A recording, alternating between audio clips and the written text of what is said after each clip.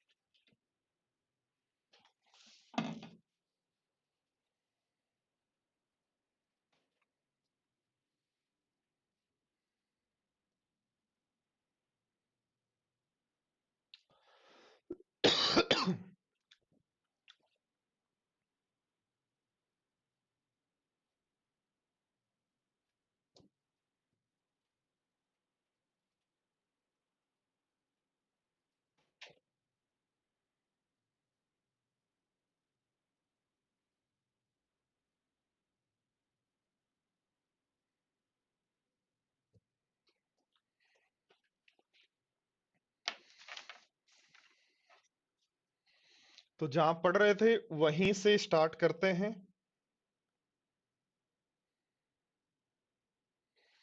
देखो, सारे केस के अंदर इक्विलेटरल ट्रायंगल है। सबसे पहली बात तो सारे के सारे इक्वी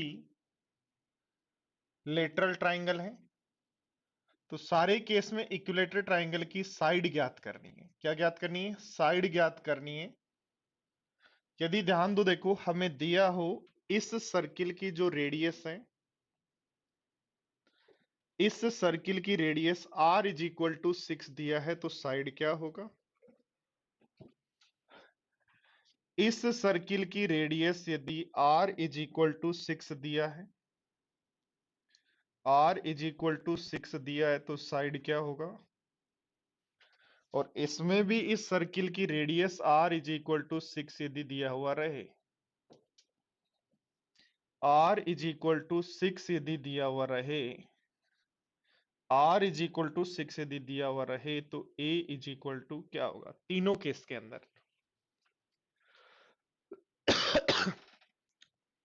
हाँ जी।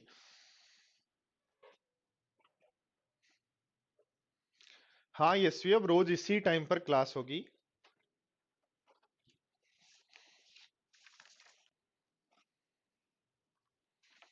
चलो देखो, फटाफट देखो, समझो क्लास को। फटाफट आंसर दो, कोशिश करो सारे स्टूडेंट्स कल जो पढ़ रहे थे उसी पर आंसर देने की कोशिश करो।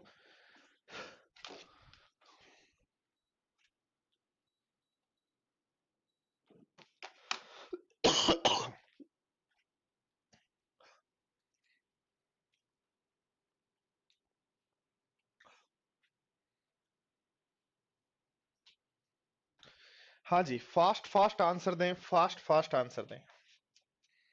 तो इस केस में दोस्तों अपन ने पढ़ा था कि यदि ये r है तो ये भी r है, यानी ये भी 6 होगा और ये भी 6 होगा, तो इसका मतलब a बराबर 12 हो जाएगा।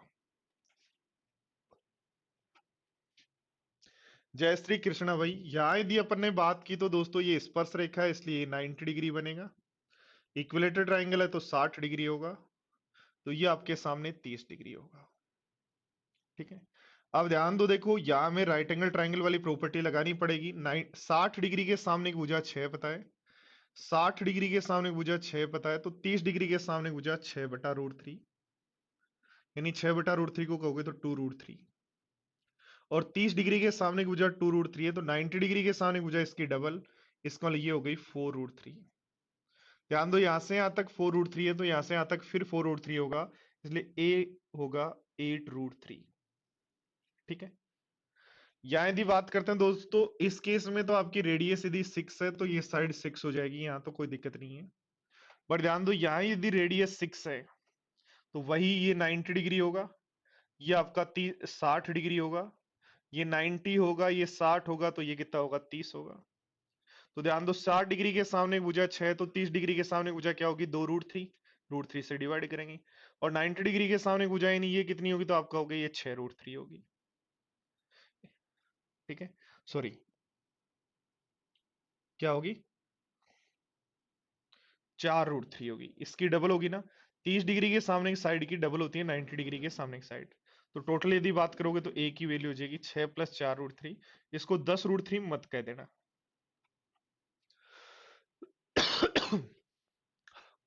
बोलो ठीक है, सबका आंसर आ रहा है, सबको ये चीजें समझ में आ गई।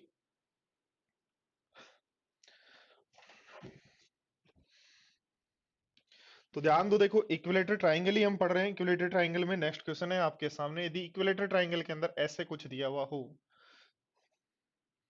इक्विलेटर ट्राइंगल में,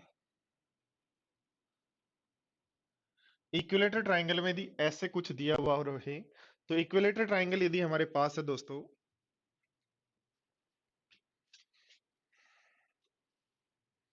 तो ध्यान देना, देखो इस सर्किल की रेडियस यदि मैं 1 मान लूं, मुझे एक बात बताना, ध्यान दो, देखो इस सर्किल की रेडियस यदि मैं 1 मान लेता हूं, बोर्ड पर ध्यान देना, तो क्या ये भी 1 होगा,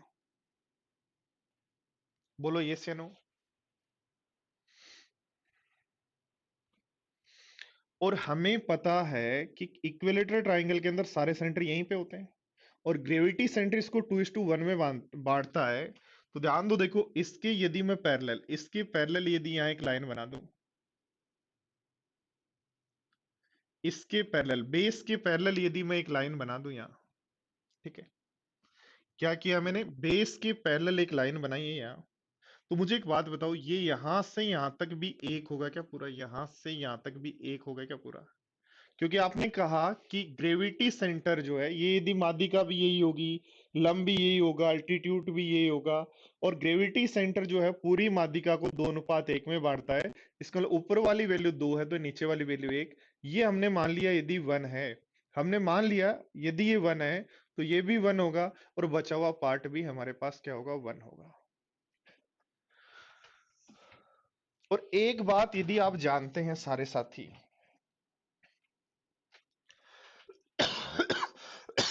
सॉरी भाई, ठीक है, एक बात सारे स्टूडेंट्स आप जानते हैं, क्या है वो बात समझना।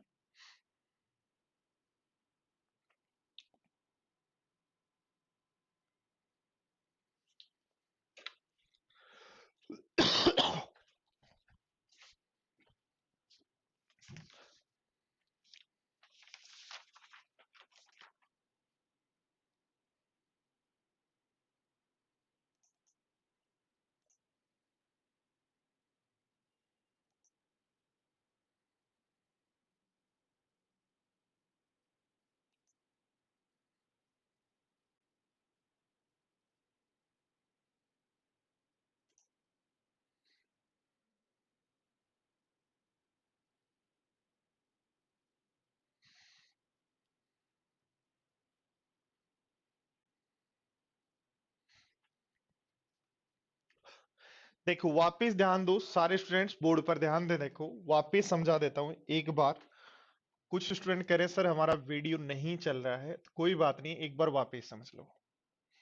देखो क्या कहना चाह रहा हूं, किसी भी इक्विलेटरल ट्राइंगल की साइड यदि ए, साइड यदि ए, तो हाइट आप मुझे बता सकते हो क्या, निकाल सकते हो क्या, हाँ निकाल सकते हो आप हाइट।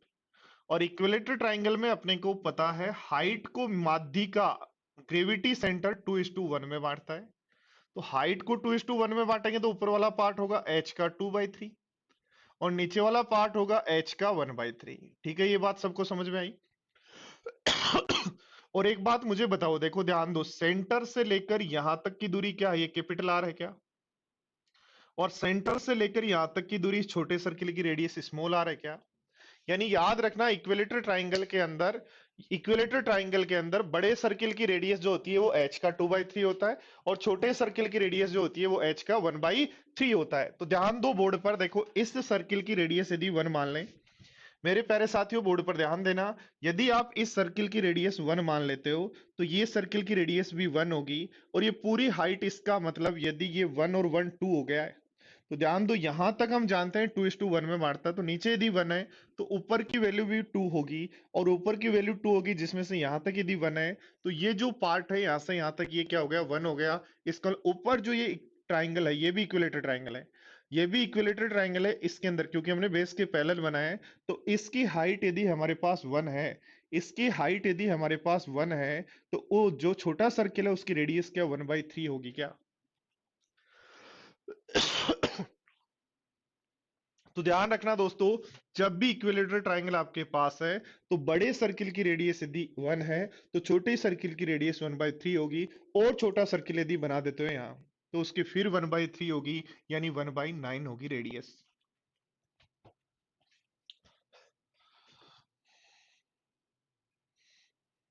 तो ध्यान दो, इस तरीके से यदि आप 3 बना दो इक्विलेटरल ट्राइंगल के अंदर,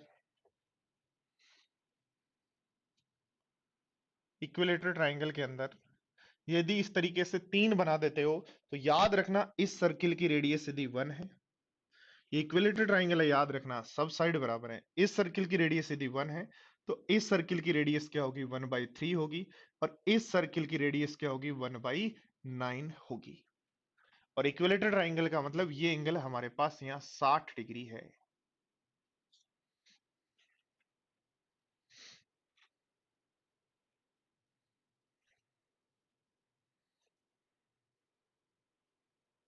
तो याद रखना R1 R2 और R3 का यदि रेशियो पूछे तो R1 1 है तो R2 1/3 होगी, R3 1/9 होगी। सिंपलेस्ट रेशियो निकालना तो 9:3:1 आपका आंसर हो जाएगा, यदि ये R1 हो, ये R2 हो, ये R3 हो, ऐसे n तक कहीं भी हो।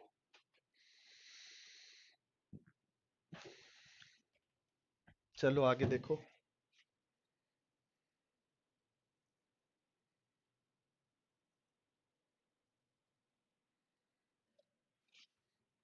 वही इक्विलेटरल ट्राइंगल,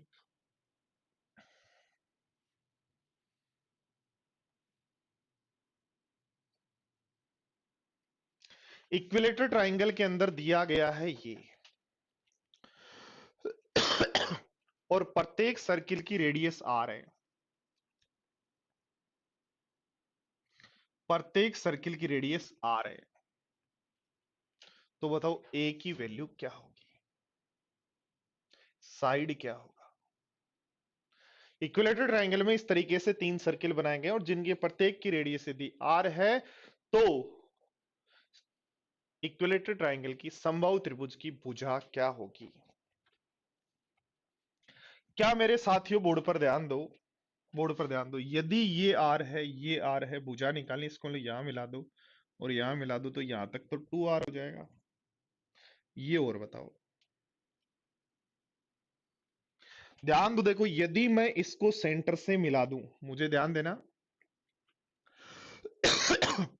तो ये तो मुझे पता R है, और जैसे ही आप इसको सेंटर पे मिलाते हो तो ये भी आपको पता है 90 डिग्री है, और इस सर्कल पर एक स्पर्श रेखा ये होगी, किसी भी सर्किल पर दो स्पर्श रेखाएं यदि बनाते हो तो दोनों की जो लंबाई है ये यदि x है तो ये भी x है, और सेंटर पे जब कोण बनाते हो तो ये दोनों बराबर बराबर होते हैं। तो जैसे ही आपने इसको यहाँ सेंटर से मिलाया तो ये पूरा 60 डिग्री था इक्विलेटरल ट्राइंगल, इसलिए तो ये मेरे पास 30 डिग्री हो गया क्या। और ध्यान दो 30 डिग्री के सामने की भुजा यदि R है तो 60 डिग्री के सामने की भुजा R√3 हो जाएगी क्या, बोलो यस या नो। वही इक्विलेटरल ट्राइंगल का, सॉरी राइट एंगल ट्राइंगल की प्रॉपर्टी लगा दी कि 30 डिग्री के सामने की भुजा यदि R है तो 60 डिग्री के सामने की भुजा R√3 हो जाएगी। सेम इसी तरीके से ये भी कितनी हो जाएगी, R√3 हो जाएगी। तो पूरा यदि A रखना है, मुझे एक बात बताओ, तो क्या A बराबर लिखोगे 2R, 2R कहां से यहां तक ये 2R है तो ये भी 2R है, 2R प्लस 2R√3, तो 2R तो कॉमन ले लो तो ये बन जाएगा √3+1 into R, 2 into √3+1 into R। ए की वैल्यू यदि निकालनी है तो। गोट इट, सबको समझ में आ गया तो लिखें ताकि आगे बढ़े। बताओ सज्जन, सचिन,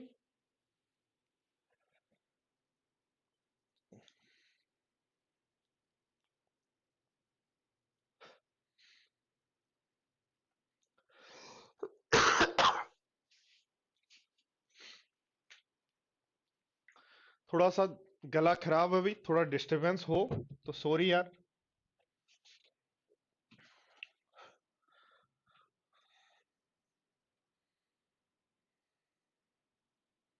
देखो वही इक्विलेटर ट्राइंगल है जिसकी रेडियस यदि आर गिवन है, प्रत्येक सर्किल की रेडियस आर गिवन है।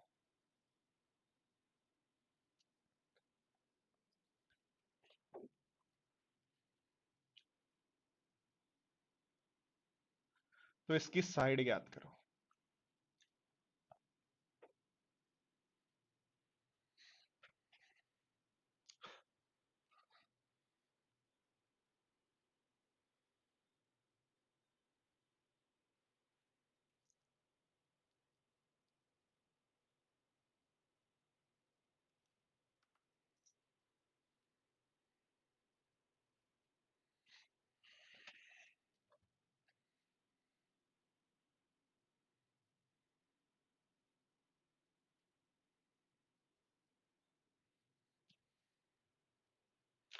ध्यान दो, देखो यदि मैं इसको यहां से यहां मिला दूं, यहां से यहां मिला दूं, यहां से यहां मिला दूं और यहां से वापस यहां मिला दूं, तो ये मेरा यहां से यहां, यहां से यहां, तो ए बराबर आर, आर, आर और आर, ये भी आर, तो 4R तो ये हो जाएगा।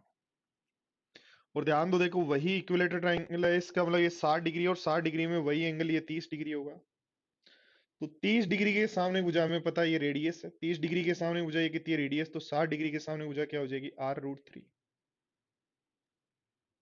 ऐसे ये भी क्या हो जाएगी R√3।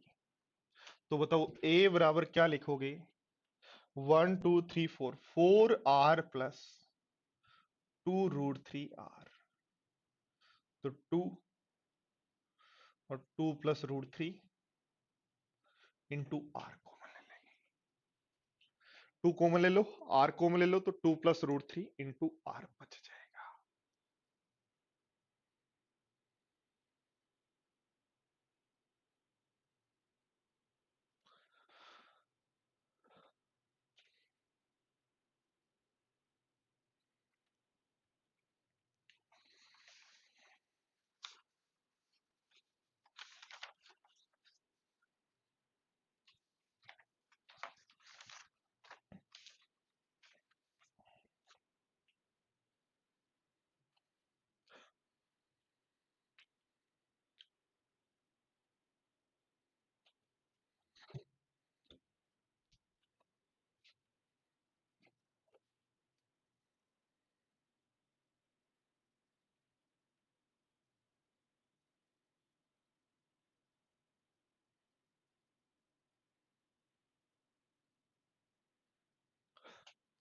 देखो ध्यान दो, आपने पढ़ा यदि ये इक्विलेटरल ट्राइंगल है, यदि ये इक्विलेटरल ट्राइंगल है, तो आपने पढ़ा कि इसकी साइड यदि ए या आर, इसकी रेडियस यदि आर, तो इसकी रेडियस R/3, अभी पढ़ा क्या, और इसकी रेडियस R/9 और इसकी रेडियस R/27, यही होगा 1/3, 1/3, 1/3, 1/3, यानी जब भी ये 60 डिग्री है तो ऐसा होता है। यानी ध्यान रखना, कोई भी दो लाइन ऐसी हैं जहां एंगल यदि 60 डिग्री का है और फिर यहां यदि सर्किल बने हुए हैं,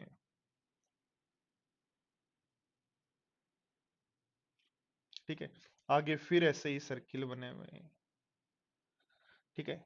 तो ध्यान रखना, इसकी रेडियस यदि 1 है तो इसकी रेडियस 3 × 3 होगी, इसकी रेडियस फिर 3 × 9 होगी, फिर आगे हमारे पास जो है ऐसे ही चलता जाएगा। तो इस डायग्राम से हम सीखा कि जब भी ये 60 डिग्री और दो स्पर्श रेखाएं आपके पास हो, 60 डिग्री की दो स्पर्श रेखाएं यदि आपके पास हो तो ध्यान देना, यदि मेरे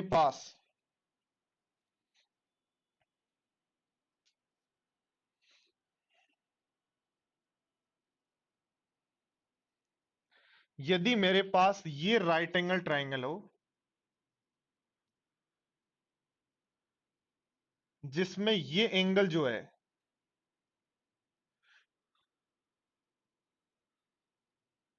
एंगल सी जो है वो 60 डिग्री का हो, कितने का हो, 60 डिग्री का। राइट एंगल ट्राइंगल हो चाहे कोई भी ट्राइंगल हो जिसमें ये एंगल यदि 60 डिग्री का है तो उससे जो दोनों स्पर्श रेखाएं बन रही हैं सभी स्पर्श वृत्तों की, उस केस में सभी केस में ऐसा होगा। इसलिए याद रखना यहां भी ऐसा होगा, यदि ये एंगल 60 डिग्री का है तो दो कॉमन स्कोड ये सब की बन रही है, स्पर्श रेखाएं बन रही हैं, तो ये आपका यदि 1 है तो याद रखना ये 3 होगा। ठीक है, तो ये उसका 3 गुणा 9 होगा और ये उसका भी 3 गुणा, तो ये 27 होगा। ये याद रखना है आपको।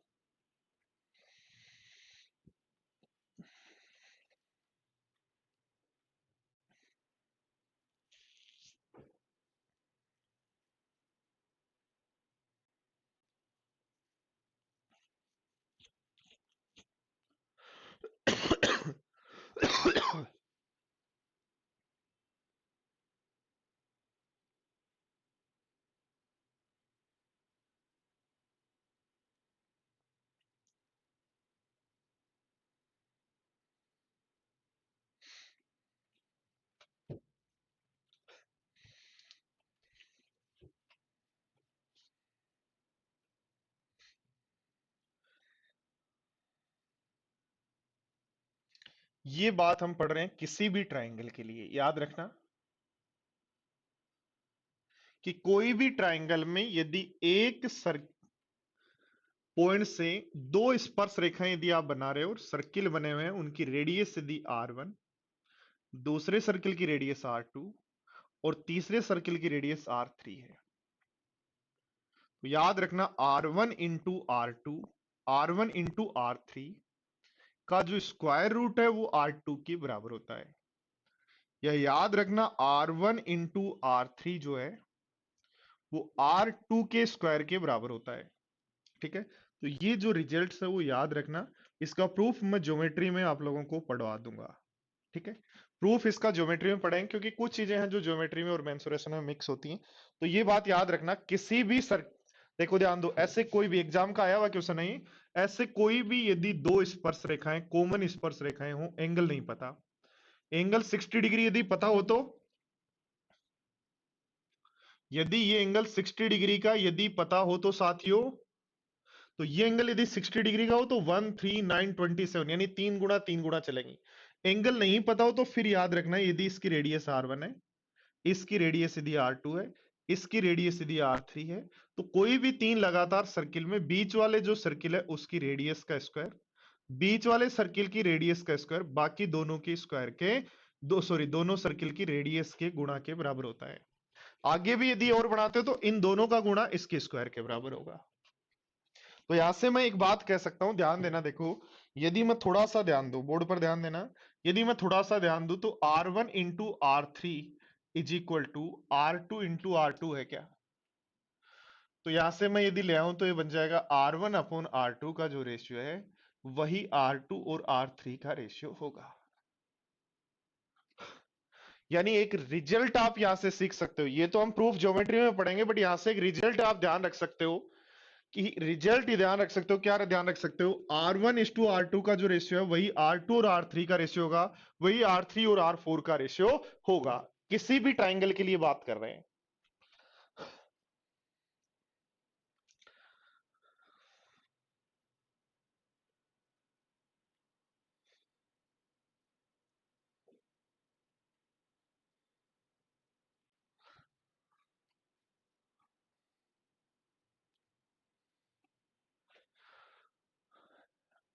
आकाश आप कह रहे हो 4 हो, मैं कह रहा हूं 5 हो, आप कह रहे हो 4 सर्किल हो तो मैं कह रहा हूं 5 हो तो 5 हो तो याद रखना इस सर्किल की रेडियस यदि R1, इस सर्किल की रेडियस R2, इस सर्किल की रेडियस R3, इस सर्किल की रेडियस R4, और इस सर्किल की रेडियस यदि R5 है किसी भी ट्राइंगल में, तो याद रखना R1 R2 का जो रेशियो होगा वही R2 R3 का रेशियो होगा, वही R3 R4 का रेशियो होगा, वही R4 और R5 का रेशियो होगा, जो मान लो के बराबर है। तो ध्यान दो, इन दोनों का यदि मैं गुणा कर दूं,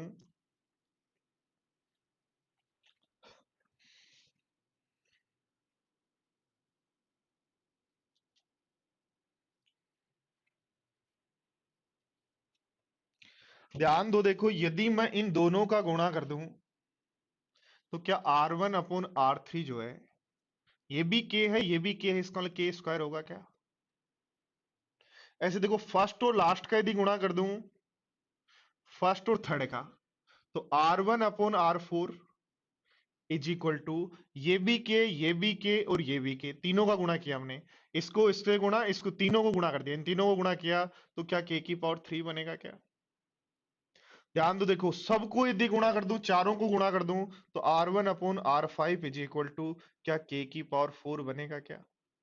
यानी याद रखना, R1/R2 के है, R1/R3 के स्क्वायर है, R1/R4 3 का गेप है तो के क्यूब है, R1/R5 4 का गेप है तो के की पावर 4 है। और याद रखना, इन दोनों सर्किल की रेडियस का जो रेशियो होगा वो इन दोनों सर्किल की रेडियस का रेशियो होगा, वही इन दोनों सर्किल की रेडियस का रेशियो होगा, वही इन दोनों सर्किल की रेडियस का रेशियो होगा।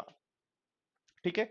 और एक बात ध्यान दो, देखो यहां यदि मैं एग्जांपल दे दूं कि कोई सर्किल है जिसमें मेरे पास R1 यदि 16 है, R1 यदि 16 है, R5 यदि 81 है, R1 16 सेंटीमीटर है, R5 85 सेंटीमीटर है, तो R2 क्या होगा, क्या बता सकते हो क्या?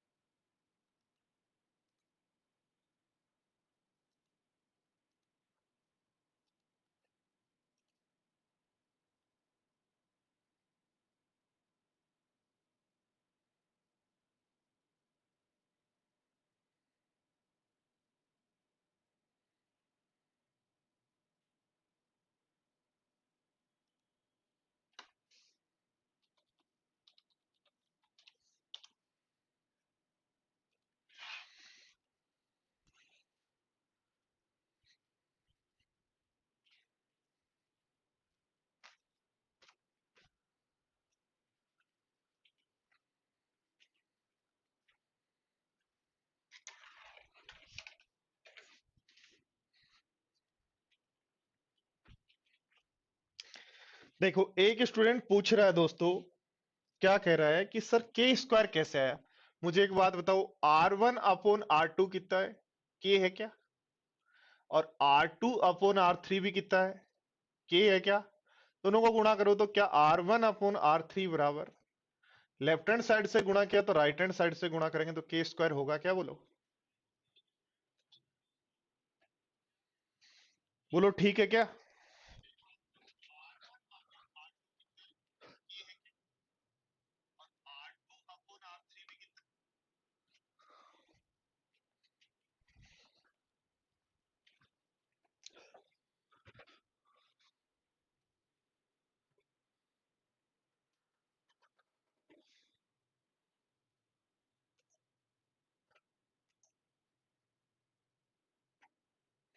चलो बताओ, तो क्या मैं ऐसा कहूंगा यहां से कि R1/R5 इज इक्वल टू मेरा R1/R5, 4 का डिफरेंस है तो K4 होगा। तो R1 और R5 की वैल्यू मेरे पास है 16/81 इज इक्वल टू K4 है।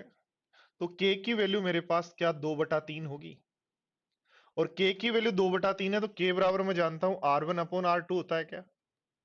और K बराबर यदि R1/R2 होता है तो R1 की वैल्यू यानी 2 की वैल्यू आपको पता है कितनी है, 16। 2 की वैल्यू 16 है तो क्या 3 की वैल्यू 24 होगी क्या? इसलिए 24 बराबर होगा R2 जो हमें पूछा है।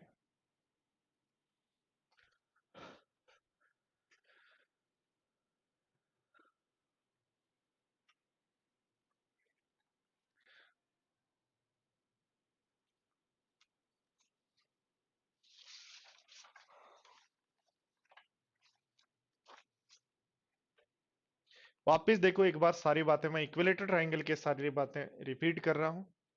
इक्विलेटर ट्राइंगल की सारी बातें मैं रिपीट कर रहा हूं। इक्विलेटर ट्राइंगल अपने, ये राइट एंगल था। इक्विलेटर ट्राइंगल अपने स्टार्ट किया यहां से।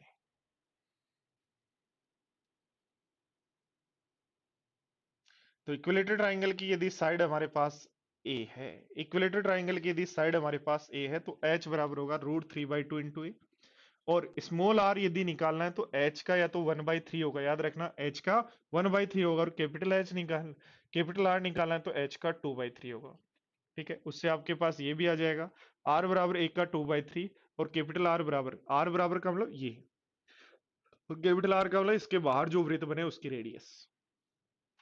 अब ध्यान रखना, यदि आपके पास ये आर है, ये आर है तो ये भी आर होगा, इसलिए ए बराबर 2r होगा। और ध्यान देना, देखो यदि आपके पास ये आर है तो ये यहाँ एक राइट एंगल ट्राइंगल बनेगा, उसकी प्रॉपर्टी लगाना, उससे ये 2r/√3 आएगा। और ध्यान देना, देखो ये यदि आर है तो ये 2r/√3 होगा, और ये आर होगा, इसलिए दोनों को जोड़ देंगे। ये अपने इसी का एग्जाम्पल किया था, छोड़ दो इसको। इक्विलेटर ट्राइंगल में याद रखना, यदि बड़े सर्किल की रेडियस यदि ये 1 है तो छोटे सर्किल की 1/3 और छोटे सर्किल की 1/3 होगी। नेक्स्ट देखो, ध्यान दो, यदि ये 1 है तो ये 1/3 होगी, ये फिर 1/3 तो 1/9 होगी। यदि हमारे पास इस तरीके से सर्किल बना हुआ है तो याद रखना साइड बराबर होगा 2r प्लस 2√3r, यानी a बराबर हो जाएगा हमारे पास 2 इंटू √3 प्लस 1 इंटू आर। और यदि आपके पास 3 सर्किल है, ऐसे 4 भी हो सकते हैं, 5 भी हो सकते हैं, कितने भी हो, क्या करना है ध्यान दो, देखो ये आर, ये आर, ये आर और ये भी आर। तो ये तो हो गया 4r प्लस ये 2√3 है ही। तो 4r प्लस 2√3 से हम सोल्व कर लेंगे। इधर यदि बात करें तो ध्यान रखना है, देखो इक्विलेटर ट्राइंगल था इसलिए 60 डिग्री हुआ। 60 डिग्री पे क्या है, ये इसका 3 गुना, फिर इसका 3 गुना, इसका 3 गुना। यानी याद रखना, ऐसे कोई भी दो यदि लाइंस हैं वो कुछ सर्किल की यदि कॉमन टेंजेंट है, ठीक है, तो याद रखना इसकी रेडियस 1 तो इसकी 3, इसकी 9, इसकी 27 और इसकी 81, ऐसे आगे की तरफ बढ़ते जाएंगे। अब चाहे वो राइट एंगल ट्राइंगल है तो भी काम करेगा, और नॉर्मल ट्राइंगल है तो भी काम करेगा। ध्यान देना, देखो अगला कहा है, अब की बार एंगल नहीं पता, एंगल थीटा है यहाँ। तो एंगल जब थीटा हो तो याद रखना 60 डिग्री होता, 139 होता। थीटा यदि है तो याद रखना बीच वाले का स्क्वायर बाकी दोनों के स्क्वायर के बराबर होगा, या R1/R2 का रेशियो वही होगा जो R2 और R3 का होगा, R3 R4 का रेशियो वही होगा। कैसे होता है देखो, ध्यान दो, छोटी सी बात है, कुछ भी नहीं करना। इसको यदि मैं यहाँ मिला दूं और मुझे पता है ये 90 डिग्री बन रहे हैं, ये 90 डिग्री बन रहा है, ये 90 डिग्री बन रहा है, ये कॉमन एंगल है, इसको ये वाला एंगल भी बराबर होगा। तो ये जो छोटा ट्राइंगल है, ये जो छोटा ट्राइंगल है इस बड़े ट्राइंगल के सिमिलर होगा। और सिमिलरिटी से ये चीजें हैं कि ये दोनों रेशियो बराबर, ये दोनों रेशियो बराबर, ये दोनों रेशियो बराबर। अब कितने भी सर्किल बने हो उनके लिए, सबके लिए याद रखना R1 R2 का रेशियो वही होगा जो R2 R3 का है, या 3 सर्किल जब भी लगातार दिए तो बीच वाले का स्क्वायर बाकी दोनों के रेडियस के गुणा के बराबर होता है। या यदि बात करें तो R1 R2 का रेशियो, R2 R3 का रेशियो, R3 R4 का रेशियो, R4 R5 का रेशियो, हमारे पास सब इक्वल है। इनको यदि K मान लें तो ध्यान दो पहले दो रेशियो को गुणा करो तो ये K और K के बराबर K स्क्वायर होगा। यानी जब 2 का डिफरेंस है तो K स्क्वायर, 3 का डिफरेंस है तो K क्यूब, 5 4 का डिफरेंस है तो K की पावर 4, n का डिफरेंस है तो K की पावर n। तो हमें क्वेश्चन क्या दिया, देखो ध्यान दो क्वेश्चन क्या दिया, रेडियस ये है, पांचवे की रेडियस ये है, पहले की रेडियस दी है, पांचवे की रेडियस दी है, तो कितने का गेप है, 4 का। इसलिए R1 अपॉन R5 जो है K की पावर 4 होगा। K की वैल्यू निकाल लो, K की वैल्यू हमारे पास आ रही है 2/3।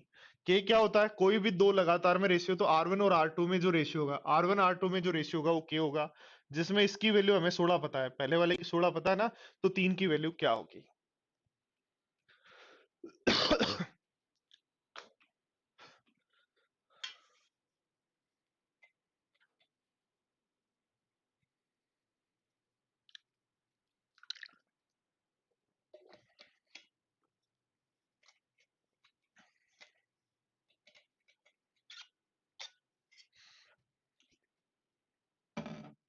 सचिन ऐसा कुछ भी नहीं है, ये आपको लगता है।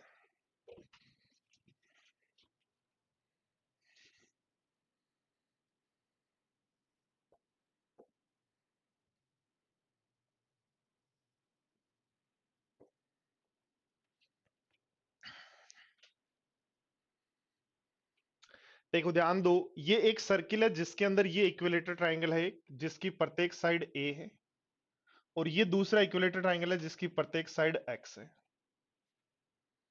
ठीक है, तो एक्स की वैल्यू ज्ञात करनी है, एक्स की वैल्यू ज्ञात करनी है।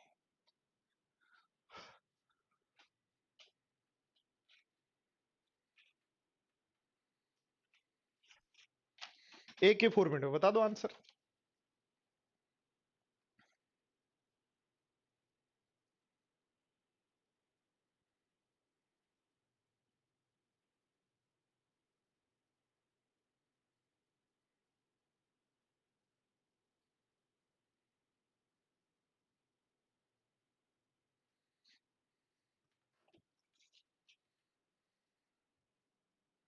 सोचो, सोचोगे तभी काम चलेगा, नहीं सोचेंगे तो काम भी नहीं चलेगा, दिमाग बंद हो जाएगा, थोड़े दिनों में जंग लग जाएगा, आपको खुद को नहीं पता चलेगा कि मेरे दिमाग के साथ क्या हो गया और अब मेरा दिमाग क्यों नहीं चल रहा है। फटाफट सोचो।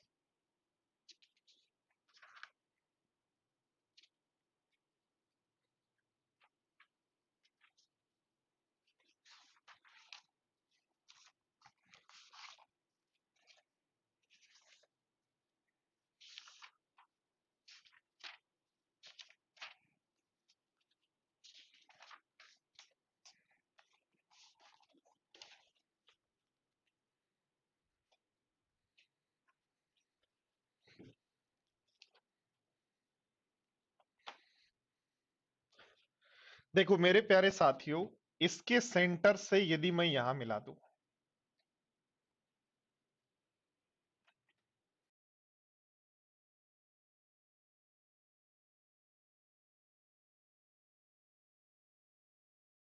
बोलो।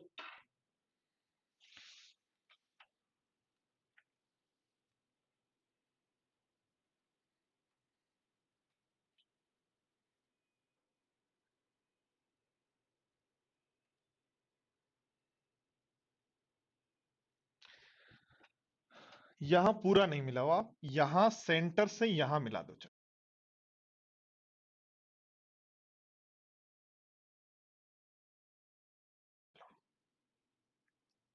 और इसको यहां भी,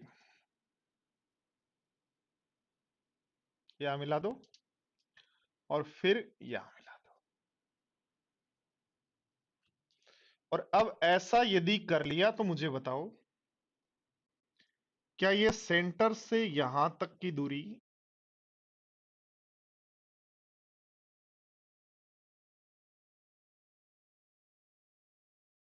क्या बड़े सर्किल की रेडियस होगी?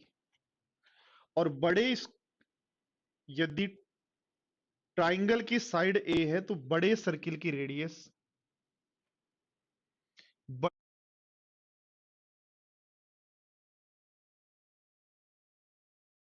बड़े ट्राइंगल की, किसी भी सर्किल के अंदर जब ट्राइंगल हमारे पास ए पता हो तो उसके सरकम सर्किल की रेडियस क्या होती है? A/√3।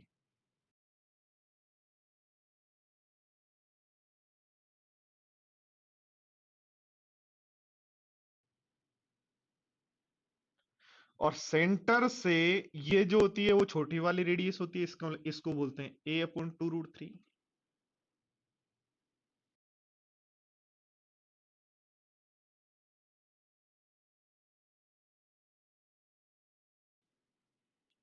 और ये यदि बात करें तो इस छोटी ट्राइंगल की मेरे पास हाइट है, तो हाइट हो जाएगा √3/2 इंटू एक्स।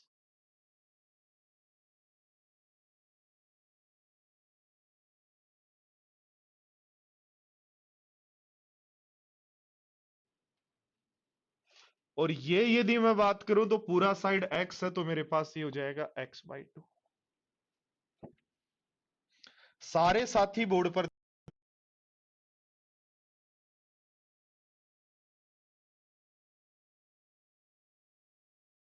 ध्यान दें। देखो सबसे पहले मुझे ये बताएं ये कितना हुआ। तो आप कह रहे हो पूरा साइड यदि x है तो इक्विलेटरल ट्राइंगल में तो मिड पॉइंट पे आके मिलेगा, इसको लिए x/2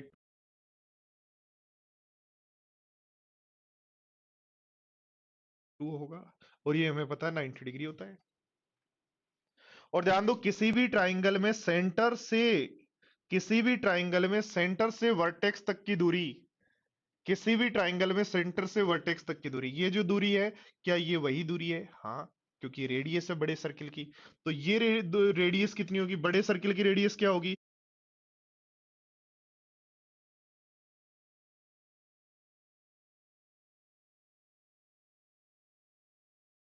तो A/√3 हो जाएगी, क्योंकि ट्राइंगल की साइड हमारे पास ए है। और ध्यान दो ये क्या है, तो ये छोटा सर्किल जो अंदर बनेगा उसकी रेडियस है जो होती है A/√3। और ये क्या है, तो ये इधर जो छोटा ट्राइंगल बना हुआ है उसकी हाइट है, इसलिए हाइट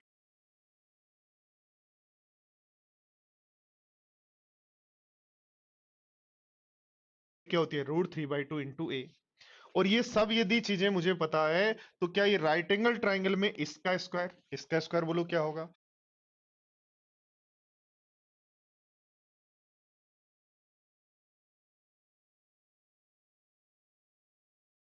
तो A/2√3, A/2√3 प्लस यहां से यहां तक कितना है? √3/2 इंटू एक्स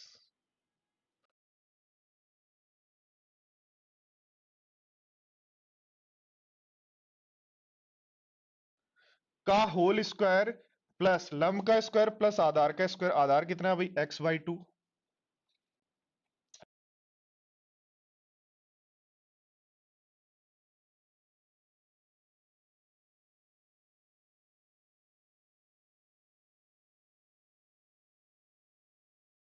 x/2 का स्क्वायर तो x²/4 इज इक्वल टू कर्ण का स्क्वायर। तो कर्ण का स्क्वायर ये कितना है? तो आपको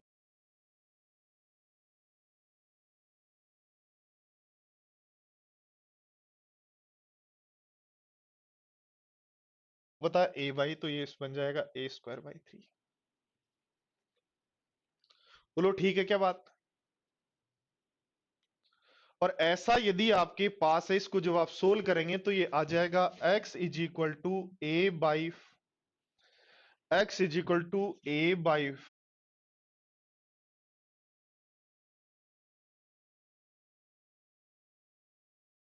√5 - 1।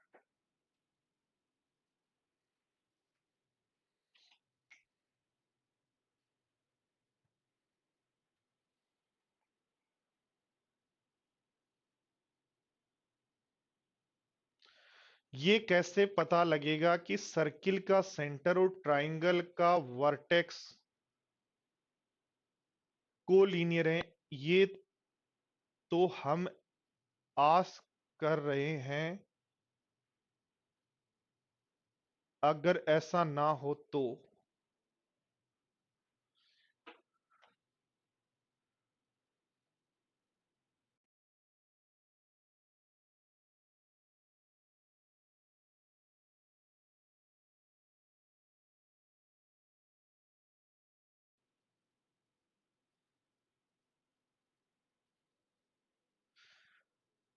ये कैसे पता लगेगा कि सर्किल का सेंटर, ठीक है, सर्किल का सेंटर और ट्राइंगल का वर्टेक्स कोलीनियर है?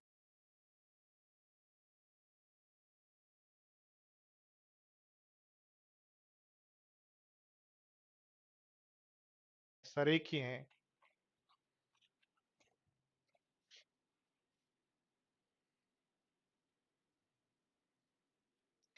यदि आप किसी भी ट्राइंगल के सरकम सर्किल और इनर सर्किल की बात करते हैं, तो ध्यान दो, देखो यहां से जब भी आप यहां मिलाएंगे,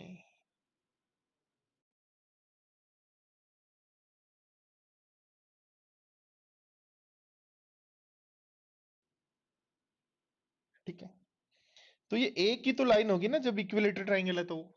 वही तो लंब होगा, वही अल्टीट्यूड होगा, वही परपेंडिकुलर होगा, वही मीडियन होगा, वही साइड परपेंडिकुलर बाइसेक्टर होगा।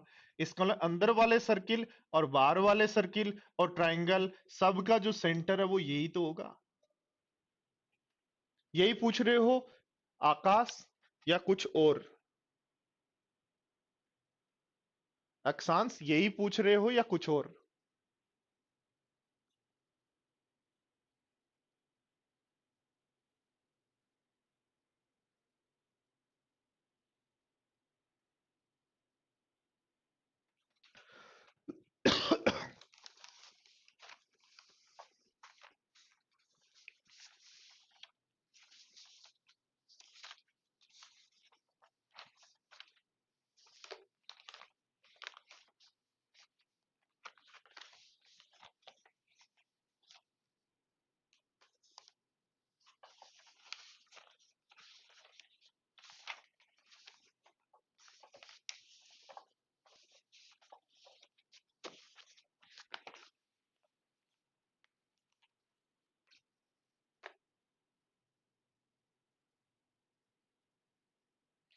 सर बट छोटे ट्राइंगल का वर्टेक्स और सेंटर भी कोलिनियर कैसे होंगे?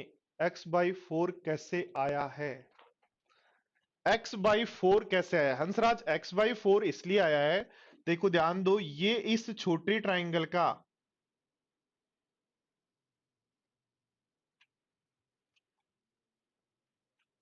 ये इस छोटे ट्राइंगल का,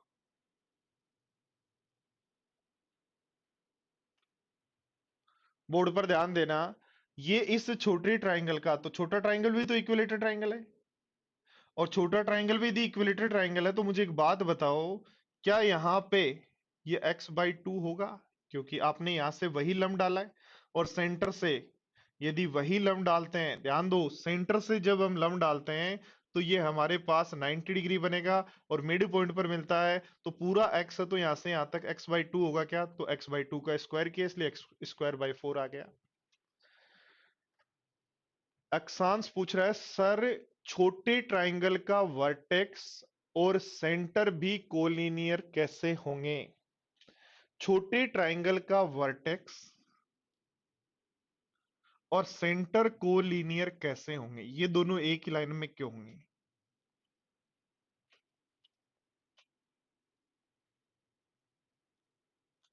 ये तो डायग्राम हमें दिया गया है ना, पहली बात तो।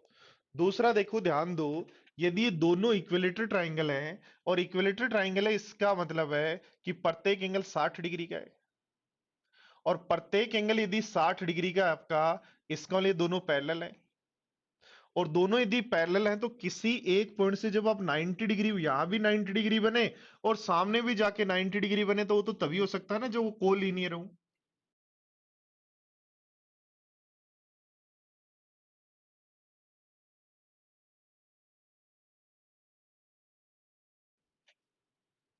भाई आपने कहा दो पैरेलल लाइन में मैंने यहां से 90 डिग्री बनाया, तो ये 90 डिग्री यदि यहां बन रहा तो दूसरा 90 डिग्री इधर तो बन नहीं सकता, वो सामने वहीं बनेगा जहां वो लाइन जा रही है। a/2√3 कैसे आया? a/2√3 ध्यान दो, किसी भी सर्किल में, किसी भी ट्राइंगल के अंदर सेंटर से सरकमफ्रेंस तक, सेंटर से सरकमफ्रेंस तक की दूरी, या सेंटर से ट्राइंगल के अंदर मिड पॉइंट तक की दूरी, सेंटर से ट्राइंगल की साइड के मिड पॉइंट तक की जो दूरी होती है, सेंटर से किसी भी सर्किल के अंदर, सेंटर से या किसी भी इक्विलेटरल ट्राइंगल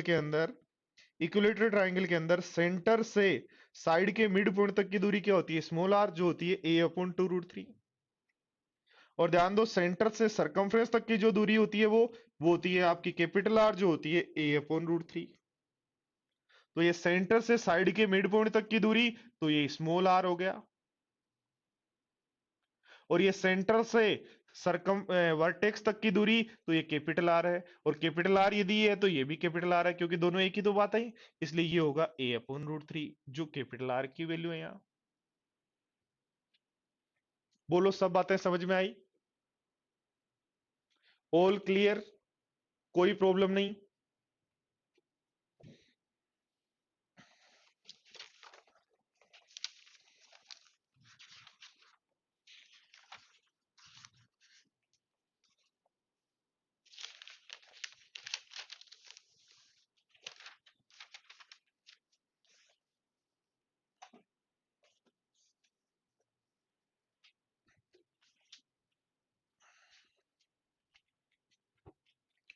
चलो सब लोग एक बार, एक क्वेश्चन दे रहा हूं।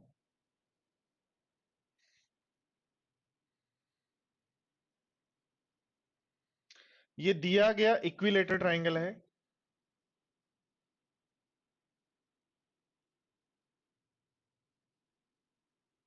जिसकी प्रत्येक साइड ए है।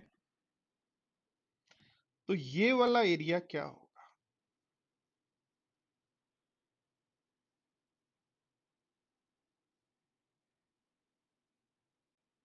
सोचो सारे,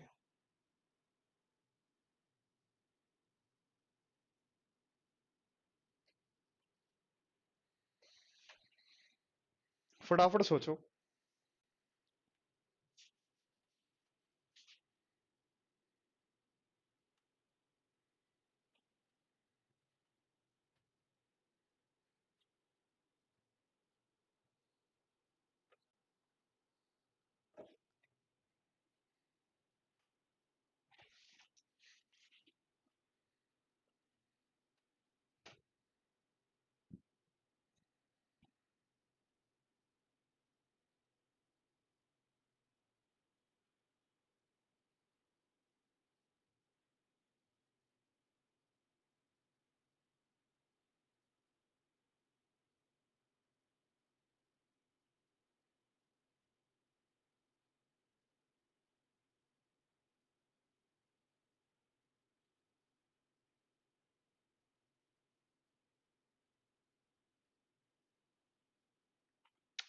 देखो ध्यान दो, सोचो।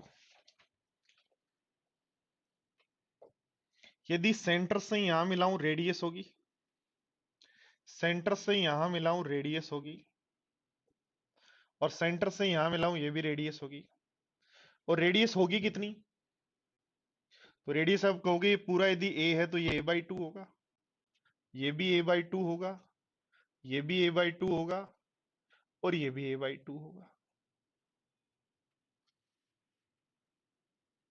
अब ध्यान दो, ये हमें पता है 60 डिग्री है, तो ये भी हमारे पास 60 डिग्री होगा। क्यों? क्योंकि ये दोनों साइड बराबर है, तो सामने के दोनों एंगल, ये 60 हो ही गया भाई। ये 60 तो ये 60 तो ये बचा हुआ 60, यानी इक्विलेटर ट्राइंगल है। इधर भी इक्विलेटर ट्राइंगल है, और दोनों तरफ यदि सब इक्विलेटर ट्राइंगल है तो ध्यान दो, देखो इस चाप के एरिया में से 160 डिग्री का, एक 60 डिग्री का चाप, ये इन दोनों चाप के एरिया में से यदि मैं एक इक्विलेटर ट्राइंगल और दो इक्विलेटर ट्राइंगल का एरिया माइनस कर दूं, देखो इस पूरे चाप में से, पूरे चाप का मतलब हो गया दोस्तों, एक ऐसा कलर लेता हूं जो थोड़ा सा आपको कम परेशान करे। ये पूरा एरिया यदि इस चाप के कारण बना हुआ एरिया निकाल सकते हो क्या? तो आप कहोगे सर ये एरिया तो बहुत आसान है, ये 60 डिग्री का चाप है, तो जाएगा पाई आर स्क्वायर, तो जाएगा ए स्क्वायर बाई 4, और अपॉन 60 डिग्री का है तो बाई 6। ठीक है, तो ये वाला एरिया क्या होगा? तो आप कहेंगे सर ये मैंने क्या किया, पूरे क्वाड जो ये 60 डिग्री का चाप है उसके कारण बने हुए पार्ट का एरिया निकाल लिया। इसमें यदि मैं इक्विलेटर ट्राइंगल का एरिया, इक्विलेटर ट्राइंगल का एरिया √3/4 ए स्क्वायर, ए कितना है a/2 का स्क्वायर, तो ए स्क्वायर बाई 4 माइनस कर दो। यानी पूरे 60 डिग्री के चाप में से ये यदि इक्विलेटर ट्राइंगल का एरिया माइनस कर दूं तो मेरे पास ये शेडेड एरिया आ जाएगा, और ये शेडेड एरिया आ जाएगा तो ये भी ऐसा ही है, इसलिए मैं इंटू कर दूंगा 2 से। बोलो बोलो, सबको समझ में आया? बताओ फटाफट बताओ।